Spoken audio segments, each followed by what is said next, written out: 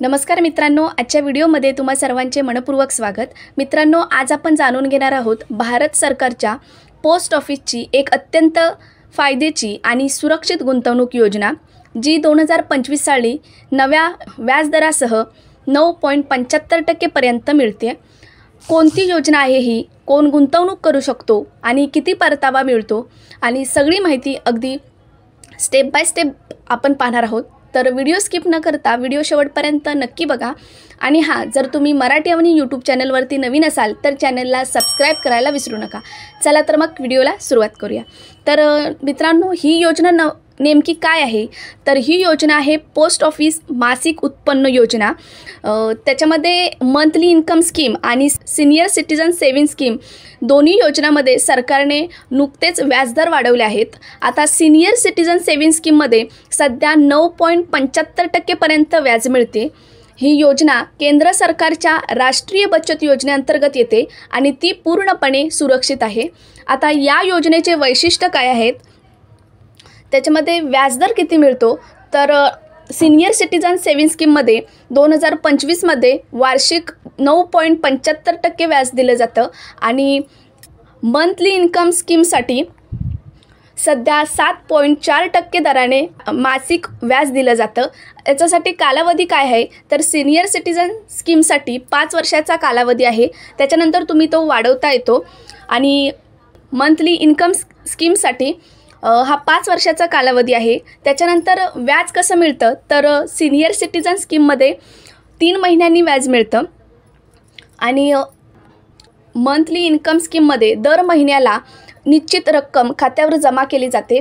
आता या योजनेसाठी किती गुंतवणूक करता येते, तर आपण सर्वप्रथम सिनियर सिटीजन स्कीमसाठी बघूया। तर वैयक्तिक खाते हे 30 लाखपर्यंत, जर संयुक्त खाते असेल तर 60 लाखपर्यंत, आणि किमान गुंतवणूक ही 1000 पर्यंत करावी लागते।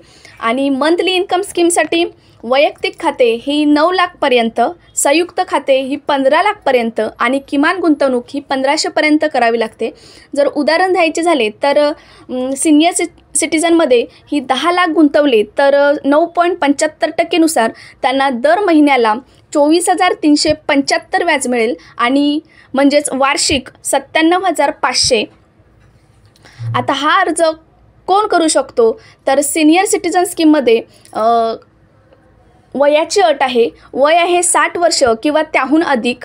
55 ते 60 वर्ष वय गटातील सेवानिवृत्ती व्यक्तीच निवृत्त प्रमाणपत्र आवश्यक आहेत। जे 60 वर्षाहून अधिक आहेत ते आणि जे सेवानिवृत्ती झाले आहेत ते या योजनेसाठी अर्ज करू शकतात। आणि मंथली इन्कमसाठी 18 वर्षापेक्षा अधिक वय असलेली कोणतीही व्यक्ती या योजनेसाठी पात्र आहे।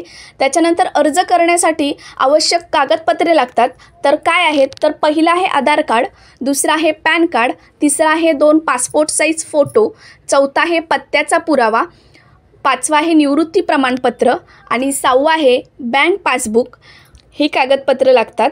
अर्ज कसा कराल, तर अर्ज करण्यासाठी तुम्हाला जवळच्या पोस्ट ऑफिसमध्ये जावं लागणार आहे आणि तिथे जाऊन तुम्हाला सिनियर सिटीजन स्कीम किंवा मंथली इन्कम स्कीमचा फॉर्म भरायचा आहे। त्याच्यानंतर त्याच्यात आवश्यक ती कागदपत्रे जोडायची आहेत। खाते उघडल्यावर तुम्हाला पासबुक दिलं जाईल आणि तुमचं व्याज ठराविक तारखेला त्याच्या खात्यावर जमा होईल। आता काही महत्त्वाच्या सूचना आहेत, तर सिनियर सिटीजनमध्ये अकाउंट जॉईंटली फक्त पती पत्नी चालतं। सिनियर सिटीजनमध्ये फक्त पती पत्नीचा जॉईंट अकाउंट चालतो आणि मंथली इन्कम स्कीममध्ये जॉईंट अकाउंटमध्ये कोणतीही 2 व्यक्ती असू शकतात। आता वेळेआधी बंद केल्यास काही दंड लागू शकतो आणि अकाउंट मॅच्युरिटी झाल्यावर 1 वर्षात रिन्यू न केल्यास व्याज थांबेल। ह्या महत्त्वाच्या सूचना आहेत। आता कोणासाठी योग्य योजना आहे, तर पहिला निवृत्ती व्यक्तींना नियमित उत्पन्न हवं असल्यास ही सिनियर सिटीजन स्कीम उत्तम पर्याय आहे, आणि ज्यांना दर महिन्याला काही निश्चित रक्कम हवी असेल तर त्यांच्यासाठी मंथली इन्कम स्कीम योजना योग्य आहे। आता सुरक्षितता हवी तर पोस्ट ऑफिसपेक्षा चांगला पर्याय नाही। मित्रांनो, आजच्या काळात सुरक्षित आणि निश्चित परतावा देणाऱ्या योजना खूप कमी आहेत, पण पोस्ट ऑफिसच्या या योजना त्या विश्वासाच्या पात्र आहेत। जर तुम्ही निवृत्त असाल, वडीलधाऱ्यांसाठी काही पाहत असाल किंवा नियमित उत्पन्नासाठी योजना शोधत असाल तर या योजना नक्की एकदा तपासा। हा व्हिडिओ माहितीपूर्ण वाटला असेल तर लाईक करा, शेअर करा आणि मराठी अवनी यूट्यूब चॅनलला सबस्क्राईब करायला विसरू नका. धन्यवाद.